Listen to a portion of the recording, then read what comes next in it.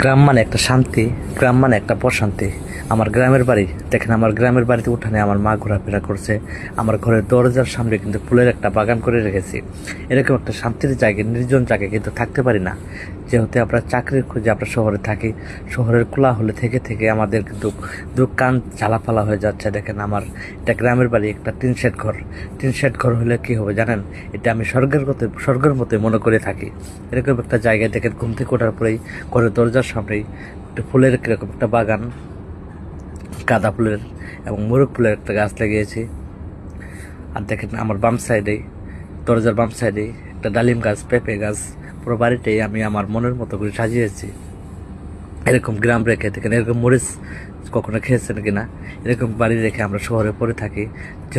যতই হোক না কেন, আমার ভাঙ্গা বাড়ি, টিন শেড ঘর বাড়ি, তারপরে কিন্তু এটা আমার স্বর্গের মতো লাগে। দেখেন, আমাদের গ্রামের বাড়ি কিরকম নিস্তব্ধ। আমার বাড়ির সাইডে একটা লিচু গাছ আছে। এরকম একটা স্বর্গের মতো বাড়ি রেখে আমরা শহরে পড়ে থাকি। সারাদিন ইট কাঠের এই শহরে থাকি, কারণ কিন্তু দয়া মায়া একদমই কিন্তু কম শহরের লোকের।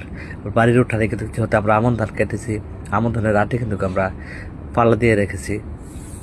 পুরো বাড়িটা কিন্তু আমার একটা, কিন্তু আপনারা মনে করবেন যে কি একটা বাড়ি আপনাকে ফেসবুকে দেখালেন।